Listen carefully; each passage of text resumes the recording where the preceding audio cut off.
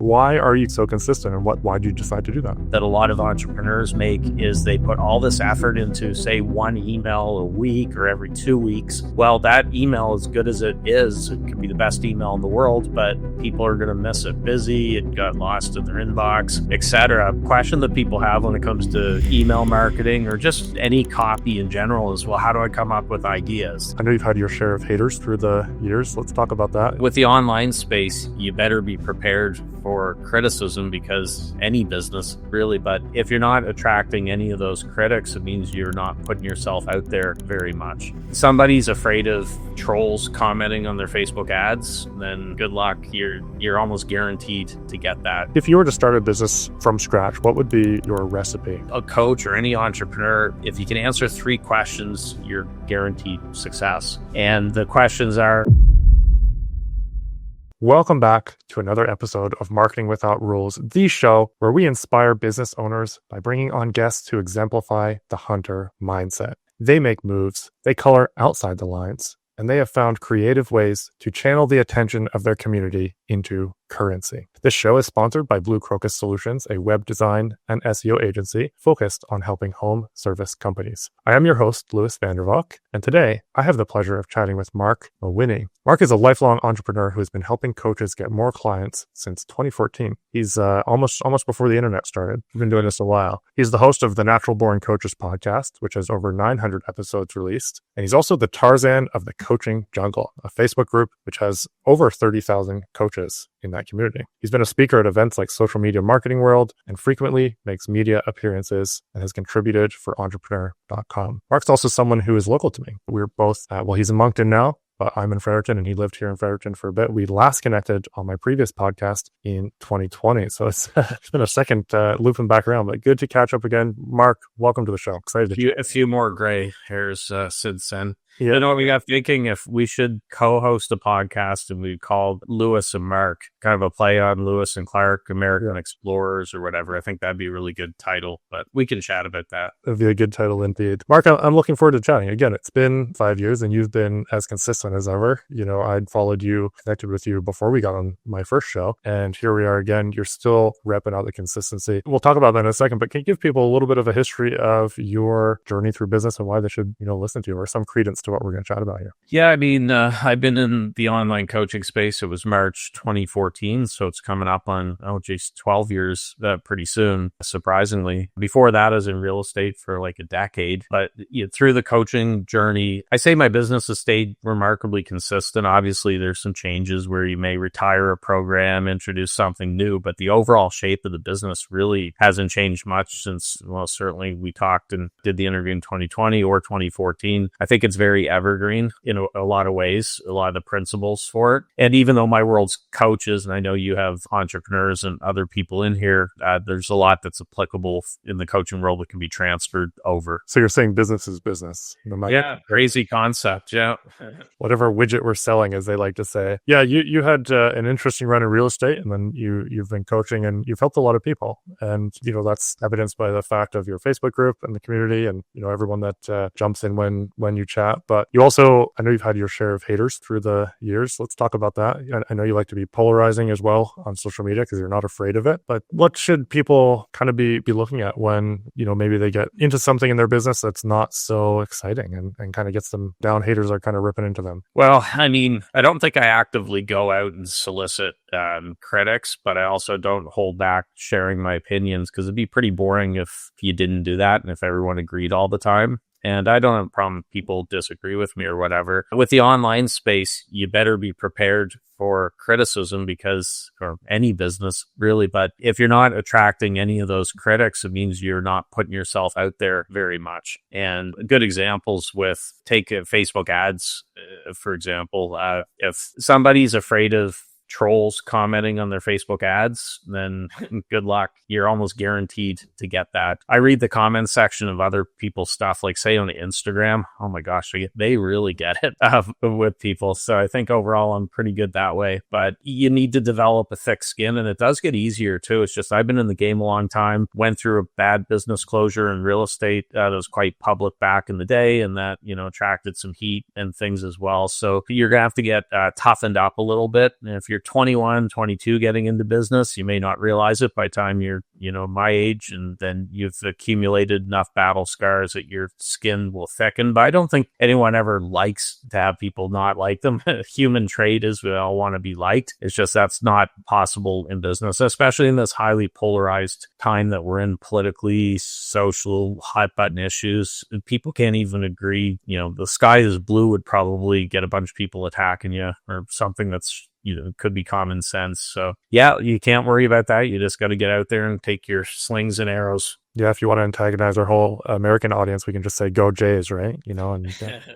I'm a big Blue Jays fan. I don't know if there's any Yankees fans who are watching, and I don't want to get too cocky because there's still some games left to play. But I joked with you, I didn't know if I'd have my voice today because I've been cheering quite loudly the first 2 games of the series, and luckily I still have my voice. We lucked out. Yeah, we'll keep that good juju going for Canada. But yeah, I mean, you and I are in Canada, and of course we're dealing with issues over tariffs and the whole elbows up thing, for Canadians. And most of my clients are in the States, most of my business that I do, and I really like Americans. I'm trying to save myself from the Yankees comment, because I do stick up for Americans, and I feel Canadians, sometimes we could be a little bit snooty. You hear that joke, oh, we feel like we're the apartment above the meth lab, the crazy meth lab or whatever. I'm like, oh, come on. So I love doing business with Americans.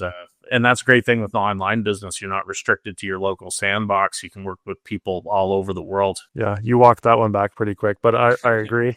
I agree. I like a huge percentage, 95% of our clients are in the States too. So, and I'm dual citizen. So, I kind of straddle the line there. But no, it's interesting. Let's talk about consistency. You are consistent to a fault. Like, I don't believe you've missed a single day in your email. If you have, it's been very few and far between. Why are you so consistent, and why did you decide to do that? So you're right. I'm a big daily email guy, and I started that. It was April 12th of 2016, and I haven't missed a day, knock on wood. It becomes like brushing your teeth. It's habit. Once you get used to it, it's getting past the first, 3 weeks or a month. And then now I couldn't imagine missing a day. The reason I do it is I think you have to be showing up every day. It's so noisy in the online space. And I see a mistake. We'll take email, for example, that a lot of entrepreneurs make is they put all this effort into, say, one email a week or every 2 weeks. Well, that email, as good as it is, it could be the best email in the world, but people are going to miss it. Busy, it got lost in their inbox, etc. I would suggest that instead of doing it that way, that you put the effort into daily, that you're splitting them up, and they don't have to be War and Peace or some big novel. You've seen my emails, a couple hundred words. I give an a lesson, something I want people to know, and then I do transition into a quick call to action. It's not like an arm twisting, really hypey thing, but I say what I have to say, and then I might write, oh, by the way, I go over this in greater detail in module 2 of my XYZ program. Here's a link, something like that. So people, if they're missing the email, they're seeing it in other places because I repackage it all over social media, my blog, etc. And that's how I recommend doing it. I don't sit down every morning with a blank screen and think, oh, what am I going to write today? I batch create them. So right now, as we record this, I'm about 3 weeks ahead in emails, and they're all scheduled out, which takes the pressure off. If something happens some morning and you're like, oh shoot, you're running around like a chicken with its head cut off. But if something time sensitive happens, if there's a zombie apocalypse tomorrow and I want to write about it, I can unschedule the one I was planning to send tomorrow, write my zombie email, and then work around it that way. I love it. Yeah, you have a lot of interesting stuff. I mean, I'm just going through a few here. These are some older ones from back in the day, but how to cut through the noise. You've got, I've been in the coaching space for 11 years. And then the people who win in 25, you say that, and then there's, hey, we're doing a virtual event. Let's, come on and join. I don't want to ruin the magic, but I do sometimes dip back and take an old email and repackage it into today. So I've never had anyone say, hey, Mark, you sent this email March 17th of 2019. How dare you repeat it now? A really quick story that I like to tell, because I think people overthink that, like, oh, gee, I used that email a year ago. I can't do it again. I was speaking at an event in San Diego, and a speaker came on, and I was sitting in on his talk, and he had almost 500,000 Facebook fans on his fan page. And as an experiment, one day he decided to do the exact same post in the morning and then a few hours later in the afternoon. It was Guy Kawasaki. And I always ask people, do you want to take a guess out of almost 500,000 fans, how many people complained about him using this or putting the same post up twice in the same day? I mean, probably 0. Well, it was 2, so pretty low. So if someone with 500,000 people and only gets 2 complaints, if you have an email list or social media with a couple thousand, you're probably not going to get a flood of complaints. And the other thing too is if I want to hammer something home, I want them to remember an important point that I'm telling them, then repetition can be good just to hammer it home. So there's people I follow that I'm like, oh yeah, they've sent this email before because I know it, I recognize it, but it's a great point, and then it kind of reminds me of it. It doesn't fly away into the atmosphere. So remember that too. Repetition can be important. Yeah, I regularly go through my memories on Facebook, and I'll re-comment on posts from like a year or 2 ago. Yeah, bring it back up in the algorithm, and no one cares. They see other people interacting, and then usually it's new people that are interacting on it. So that's a little hack too to use that. I'm gonna start going back through all the videos I've done and start re-bringing them up because Facebook's it's like a conveyor belt. Once it's gone, it's pretty well gone. You're not going to see it again unless someone comments on it or brings it back up again. Yeah, it's frustrating. You and I talked about this before we went live. The frustrating thing with social media, besides things disappearing relatively quickly and not having that stickiness, is you could have the best business post in the world, something you want people to know, and you get 10 likes, a couple comments, maybe a share. And then you put something in that's on a hot button political issue, cultural issue. And I just ran into this recently, and I had 1,200 likes on it. I had a couple hundred shares, a whole bunch of comments and everything. And I'm like, man, if only my business ones got thousands of comments, I would be, very, very happy. But that's just the way that they're designed with the algorithm, and they're designed to get you worked up and keep you on whichever platform it is. They don't want you leaving. They want you to stay forever and to argue and harass people and just get extremely, extremely mad at your fellow humans. What if you were to start a business from scratch? What would be your recipe? Let's say there's if you get really tactical here, I know you've got a process, and I'd love for the listeners to hear. This is really simple. It sounds like common sense, but I do think it's powerful, and it applies not only for coaches. That's who I share it with because I only work with coaches, but any entrepreneur. So any coach or any entrepreneur, if you can answer 3 questions, you're guaranteed success. And the questions are, who do you help? How do you help them? What's your offer, your services, and where do you find them? So who, how, and where. Now, some people might think, of course, that's business 101. That's not very earth-shattering. But in my experience with people I speak with, very rarely do they have all 3 dialed in and perfectly solidified. They may not 1, maybe 2, 2.5, very rarely all 3. So it is an important exercise I think people should go through. I do have a resource, and I don't know, Lewis, if you want to share it afterwards. It's a PDF with those 3 questions laid out, and it goes into greater detail, and I'd be happy to provide that for you guys. Yeah, so I can share your website. Is it a specific page there? Or? Well, right now it's the current opt-in. So if you go to naturalborncoaches.com, you'll see it, the free issue of Secret Coach Club, which you were a subscriber for. I was. So maybe you've read this, but it's right there. It hits you in the face when you go to the site. Talk about Secret Coach Club for a bit. I've always found it fascinating how you've taken concepts that are no longer fads and you just continue rocking them out. So Marc not only has his daily email newsletter, but he also has a monthly paperback. Actually, I have retired Secret Coach Club as of last October. So it's been about a year. Yeah. So I was running it for 92 months. We got almost to 100. And I'll be honest that, not that I didn't enjoy doing it, but it was a treadmill that was very difficult because it was roughly 5,000 words a month.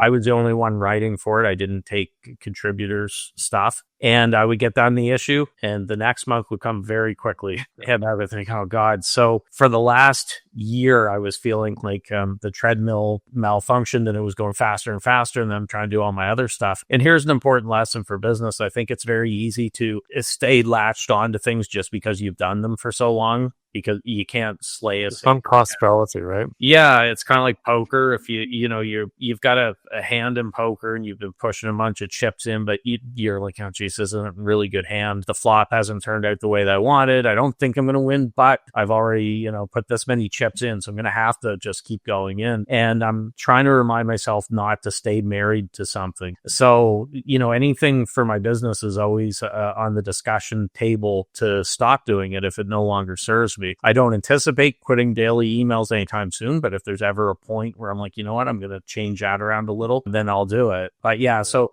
the print newsletter, there were a few other things motivating it besides the workload, the writing. We're having issues with the U.S. Postal Service. Like every month, at least a couple issues were getting lost in transit where I'd have a subscriber say, Mark, I didn't receive it. It's in limbo. So then we'd have to get it sent out. Postage cost, like everything nowadays, went higher and higher. So the profit margins were less. And I thought, for the amount of hours I'm putting in for this, the ROI isn't here any longer with it. So I still have the back catalog. I often share them with clients. If I'm like, geez, I wrote a whole issue about this topic, I'll send it over to you. So there's still that library of stuff there, but I haven't released a new issue in about a year. Have you thought about turning it into an actual book? I've thought about taking parts of it and putting into a book, but there's some stuff where I started it back in 2017 that aren't as applicable nowadays with it. So I don't think I would take it and put it word for word, but I could definitely pull snippets and segments from it. Yeah, I'm just thinking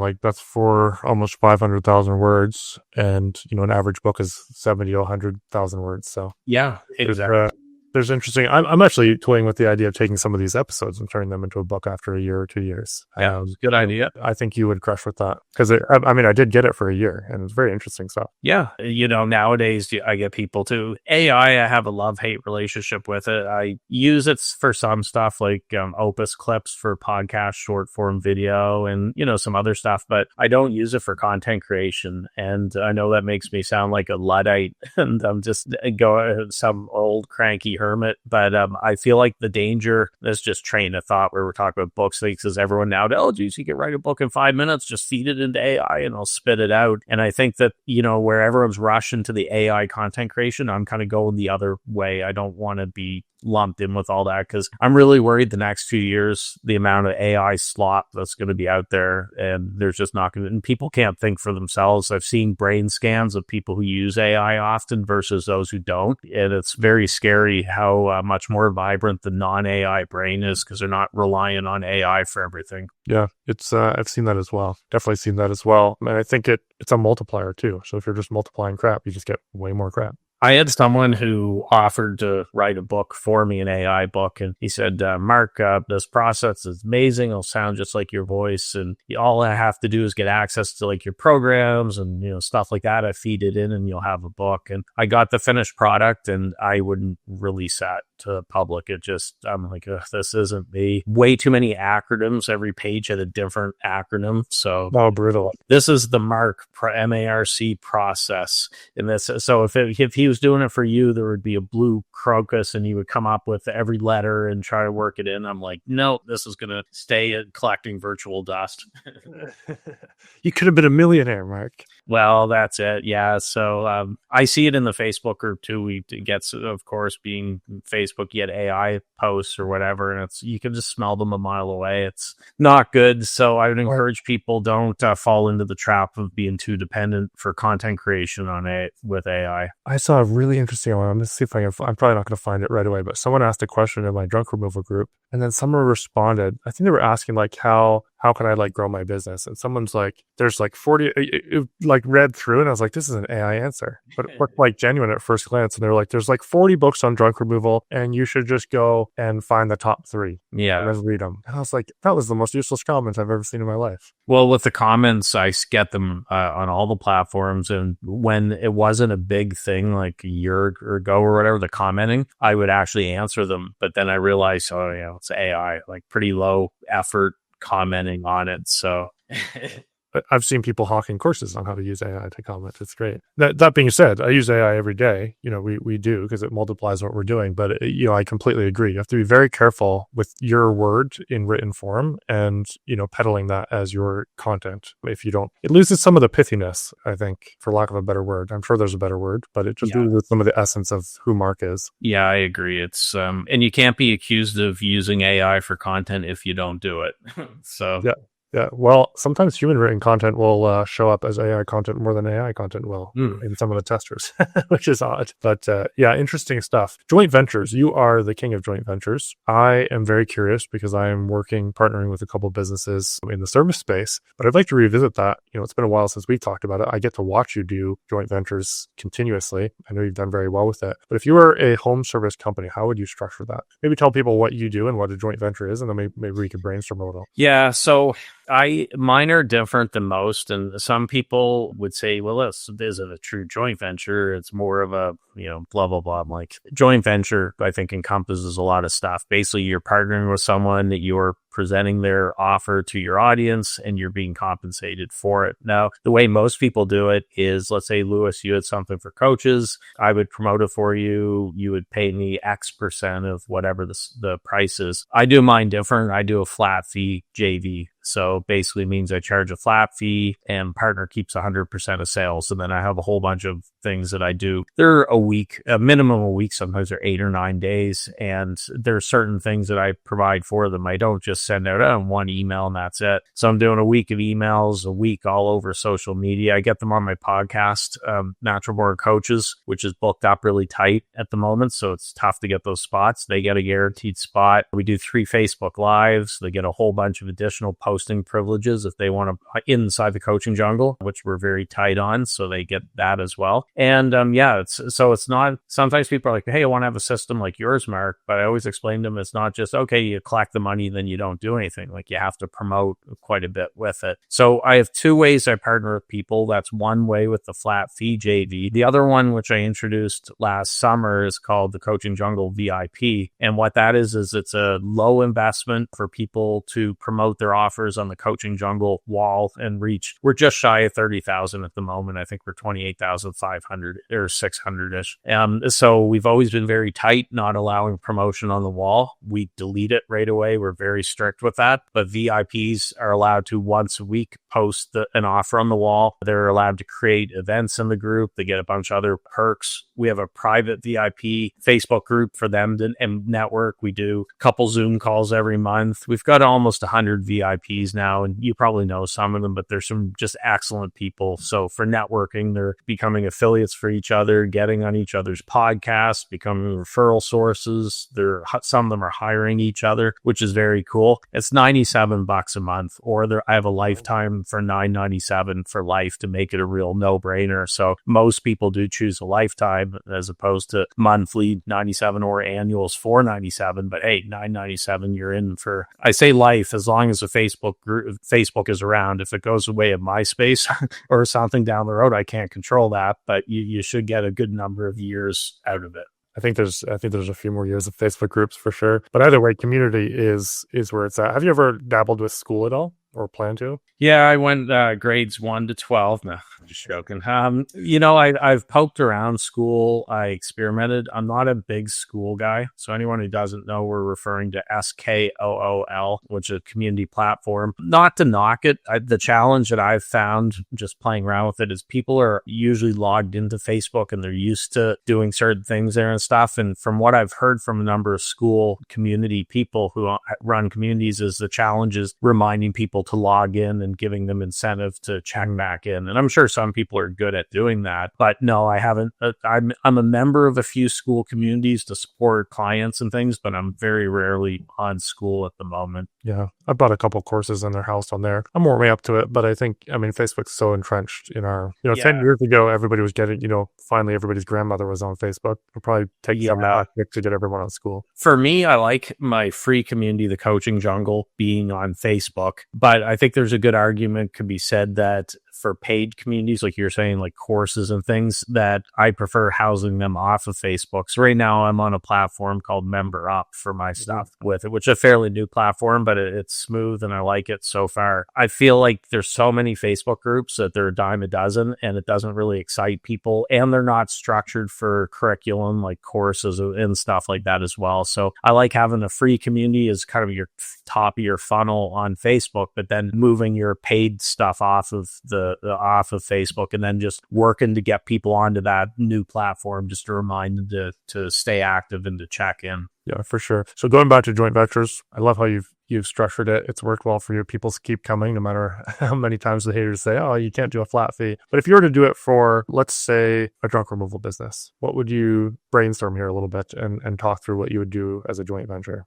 What just comes to mind? Oh, boys. Well, junk removal is a little different than my business because it's on the ground, local, kind of, bricks and mortar, so to speak. So a joint venture may look different for that. Like you may be looking more at a partnership. Now this is just me tossing ideas out there. Like you've got prime real estate probably on your junk removal bins, and to put local advertisers on there. Good example. Where did I read it? I think it might have been Alex Hormozy's newest book. He was talking about a mentor of his who had a storage, like the renting out storage lockers or units. Storage unit, yeah. And what that mentor did really well was he didn't just say, okay, we'll charge this much for a large unit, this much for a small one, and that's it. He monetized a whole bunch of other stuff. So he sold boxes for moving. He sold like the tape, the packing tape for it. And there's just a whole bunch of other things, locks for it, like the locks that go on each of the units. So suddenly, instead of getting just the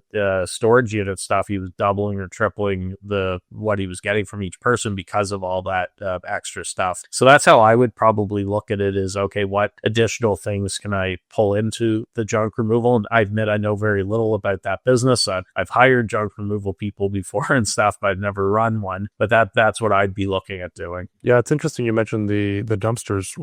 So shout out to William Bird. He's one that I know has done this, and he basically does it with roofers. So he'll brand the dumpsters for their company, and then he does all the pickup and delivery of the dumpsters at every job for them. And he's we did his website 4 or 5 years ago, and he had, it was him. He's now got 5 guys, I believe if my numbers are correct, and 5 or 6 trucks. So it worked out well, and that's his main. Well, I'll give you a good idea that I saw in the world of pizza, of all things. There's a pizza shop in the States that, most people, I just got a pizza the other day. Most pizza places, the boxes might have their logo on it, but that's it. They're not terribly, exciting. What this pizza place did is the inside of the box, when you open the pizza box, they put like different drawings on that side of the box. Like one might be an astronaut, and then you could punch a circle out or whatever to stick your head through, and then you're encouraged to take a picture and share it with a hashtag and tag them in or whatever, which is great advertising, right? Like, who would think of that? Just train of thought, I heard of another pizza place who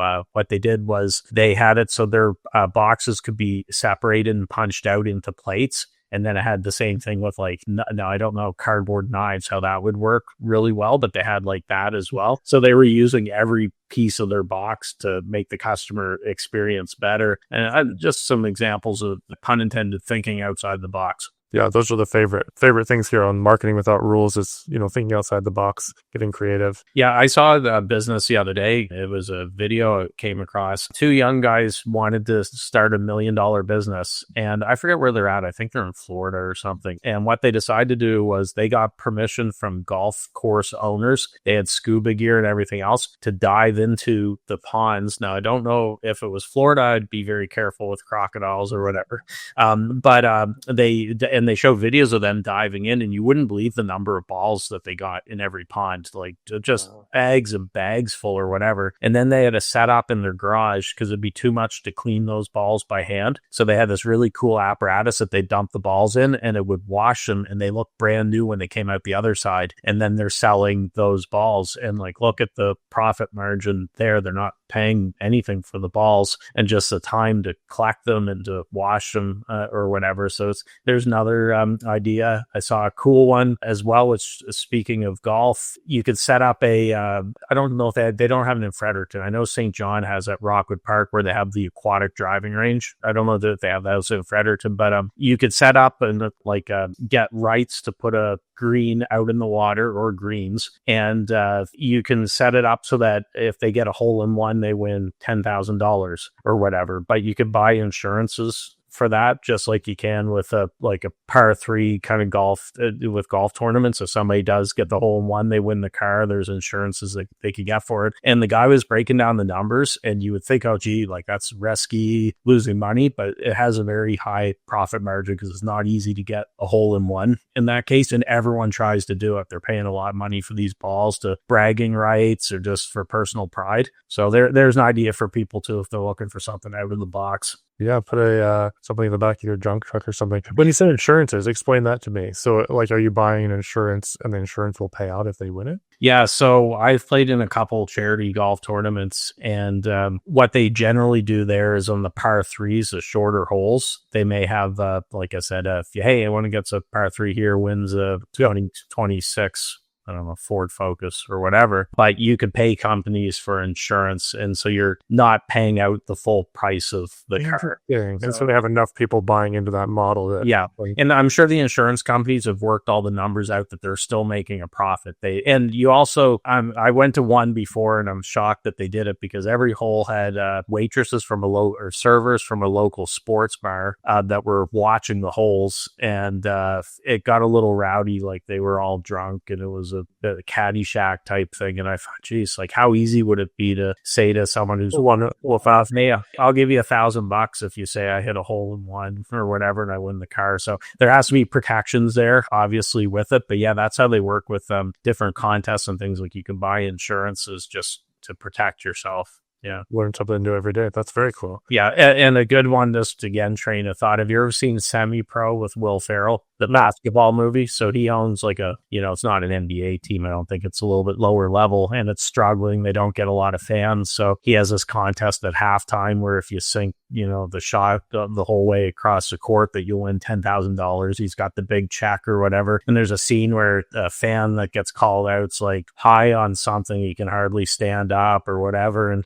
if Will Ferrell's saying, okay, he's not going to get it. And the guy ends up throwing it across the court and nails it right in there or whatever. And then they're like fighting over the check and everything. So that's his train of thought. Will needed some insurance on that one.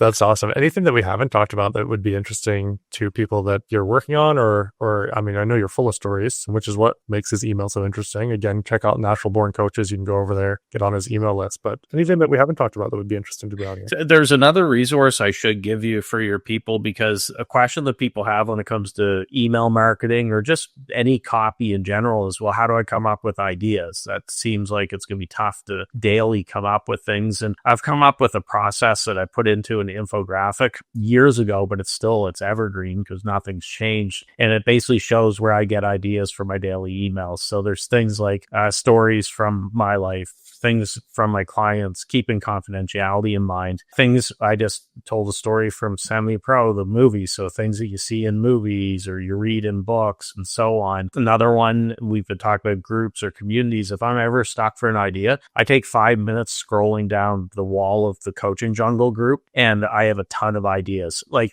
maybe what I do is I take one of the questions someone asked in there and I choose to answer it in an email so everyone can see it that way too. So the infographics called How to Become a Content Creation Machine, and I can shoot it over to you if anybody wants a copy. Yeah, that'd be awesome. Yeah, very cool. You read a lot of books. What's been your favorite this year? Oh, geez, that's tough. I usually have a few books on the go, and they're usually like one or two business, one that's like maybe an interesting topic, one that's maybe baseball. So at the moment, the ones I have on the go, I mentioned Alex Hormozi's books, one of the new ones. I'm reading a book. I didn't realize this. Henry Ford, back in the day, had this ambitious idea to create a utopia in the rainforest in South America because he could get the rubber from trees for his tires and everything for his vehicles. So that was the incentive. But he had a whole plan, like to have, churches there and square dances and all this stuff right in the middle of the jungle, which you'd never expect. Fordlandia is what it's called. So I'm reading a book about Fordlandia now, which I had no clue. And then I just bought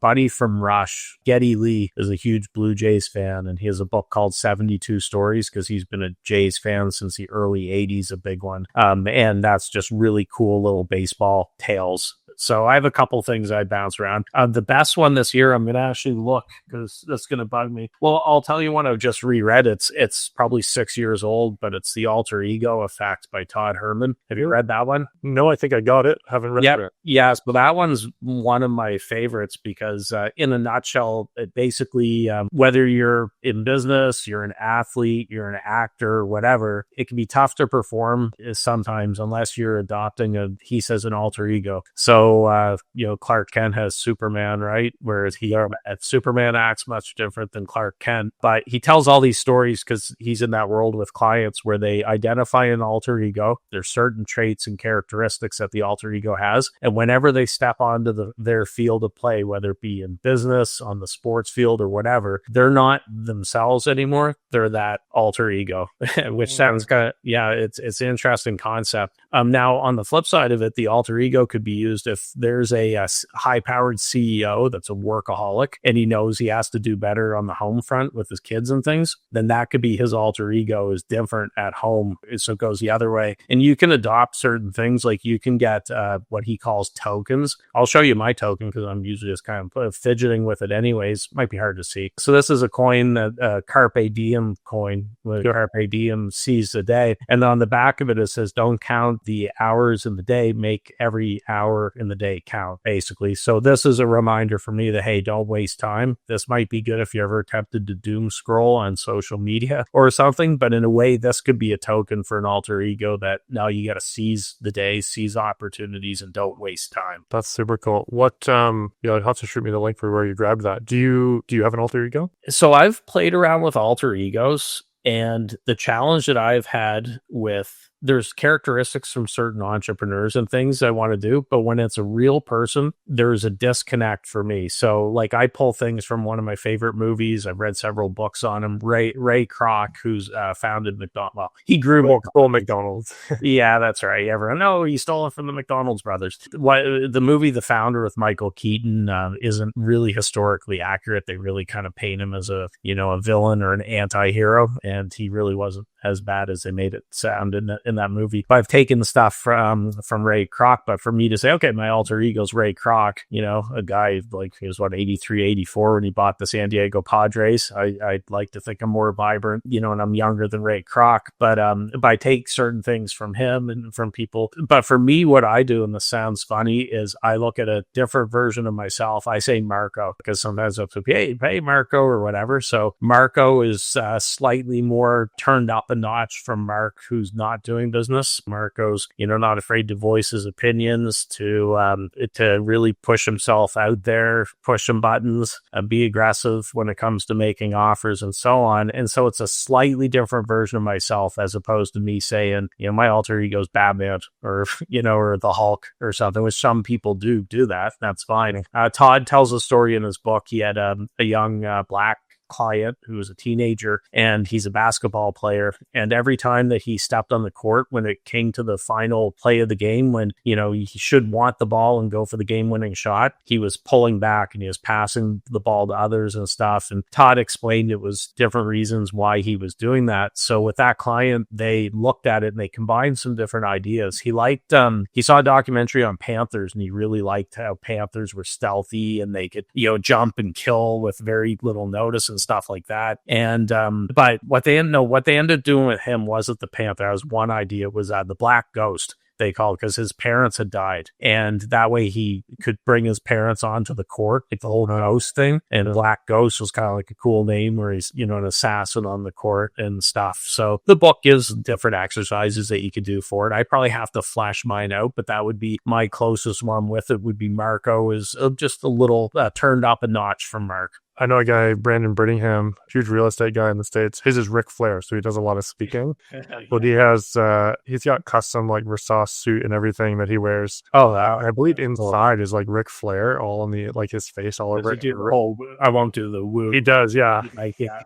So he does like that's what he embodies. And I believe he doesn't party like Ric Flair the night before a speaking gig. I don't know the answer to that. He's pretty dialed in. Well, what some people could do is if they have a favorite athlete, let's say they're playing high school football, and Bo Jackson is mentioned in the book for people. He might have been a little before your time, or I don't know. He was the two-star sports star. So let's say Bo Jackson was your favorite player. Well, you get his card and you put it into your elbow pad, shoulder pads or something, and then so every time you put that in there, you almost feel like you're. And speaking of Bo Jackson, his alter ego is Jason Voorhees from the Friday the 13th movies. I think that's what he said. So when he's on the football field, or when he was on, he was like a killer, and that he just adopted that persona. I'd be more of a Tom Brady in the sense of slow moving and whatnot on the football field. I don't think I'm quite as accurate. well prepared and all that stuff. Yeah, very cool. Very interesting. Well, Mark, great chatting as always. You bring a lot of different nuggets. I love your storytelling. We'll have the info for people, the infographic for people to download. I'm going to go take a look at that and refresh myself. And then obviously we'll have the other stuff that you can snag from Mark. Any parting thoughts for people before we jump off? The only thing I would say for online, there's a tendency to judge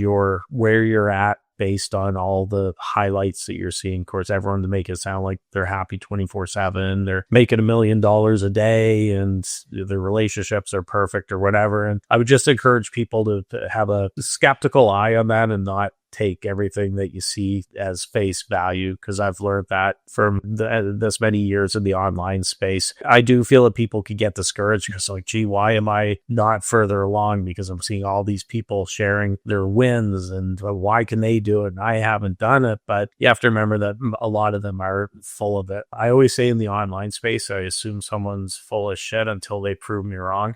Because Steve Jobs had his reality distortion field. I can't figure out, there's some people I have in mind when I look at what they're saying, and I know they're not doing what they're saying they're doing, but I'm like, do they realize it, or they just told themselves that this so many times? They've hypnotized themselves into kind of fake it till you make it, and who knows. But yeah, I would be very careful judging yourself based on other people that way. Just stay in your lane, run your own race. The compound effect is a very real thing. Darren Hardy wrote that book, The Compound Effect. We've talked about consistency. One thing that I've done is just show up every day and do, certain things, and that accumulates over years and decades, as opposed to a lot of people in business will get pumped up and they put this real heavy effort into something for a week or for a month, and then they just like burn out and just stop doing it, or they don't get the results they wanted and like off doing something else. I would much rather do something smaller every single day, year in and year out, as opposed to that. It's much more sustainable. So the compound effect is a real thing. Well, you're not a very flashy guy, but you just keep showing up every day with your thank you for controversial. You're not flashy. You're boring as hell, Mark. You show up. You're not coming in with these wild claims and these. I don't think I've seen your Lambo picture yet, so still waiting for that. No, a Lambo in the garage, the whole Ty Lopez. No, and now that being said, maybe I should, and I say this with some clients too, is there could be a hesitation to toot your own horn and promote yourself. So I have one client I remember back in the day, she was doing really well because we were working one-on-one, same time, same day, every week. We had our call and I would see how she's making out, and she's getting all the, great results for clients and everything. But when I looked at her public stuff, I would never know that. And I asked her, and she's, from digging into it, what we discovered was that she was hesitant to look like, she didn't want to look like a braggart or a blowhard. So she went a little too far the other way. And I said, no, you got to toot your own horn sometimes there too. So it's a balance. It is a balance. Denise Lyons says, thank you for confirming that. Lots of liars in the game. But yeah, I mean, it's interesting too. I live in the agency space. Denise has had some poor experiences with agencies. I talked to a lot of agency owners behind closed doors, and life is not as it always seems on social media very often. You hear some of the stories, and so take it with a grain of salt. I think you're guilty until proven innocent is a pretty good one for social media. Get on a phone call. I mean, I have a pretty good BS meter now, having been duped a few times, and just get on a call with them if you're not sure. See how they actually act behind closed doors, and there's some interesting things that will come out. The online space is funny because I've been on the other side when people are trying to sell me, and it's someone that I never knew until we hop on a call. We talk for 15, 20 minutes, and then they're selling like a $20,000 program or whatever. And then they're offended if you're not whipping out the credit card to buy. It's like, I don't know you. And then you hear the old line, I only work with action takers. If you're not going to believe in yourself, I'll believe in you. It's like, oh, come on. But I believe in you once the money crosses my bank threshold. Yeah, people are getting more sophisticated. The marketplace, like stuff that may have worked more often 5-10 years ago. Now people are wise to it, and I do think it turns them off.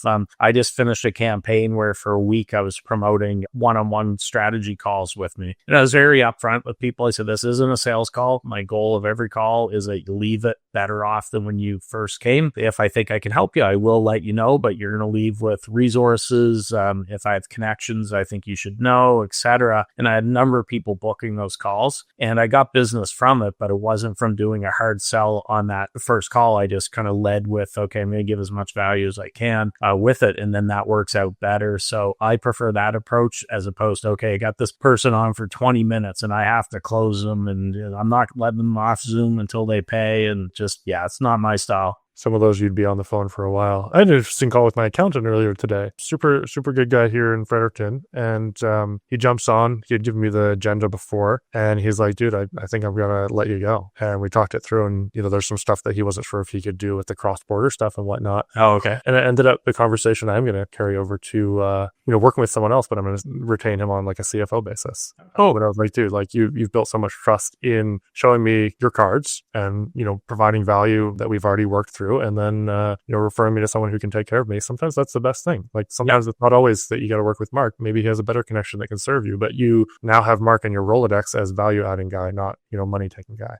Yeah, and that accountant who I say let you go, it was like, mutually beneficial probably for both in that case, but you'll probably end up referring him to people down the road and stuff, as opposed to him I'll try to figure out the cross-border stuff, and then he's not very good at it and stuff gets messed up. So that's a good approach. Well, lots of nuggets in here, Mark. As always, appreciate you. Good to catch up after 5 years. Yeah. Been too long when we lived not that far apart. But guys, as always, go back, find something, take action on it. There's lots of nuggets in here. Go find Mark at naturalborncoaches.com. We'll have the links in the description for you guys to download this stuff. But thank you again, Mark. And thank you guys for tuning in. We'll see you next time.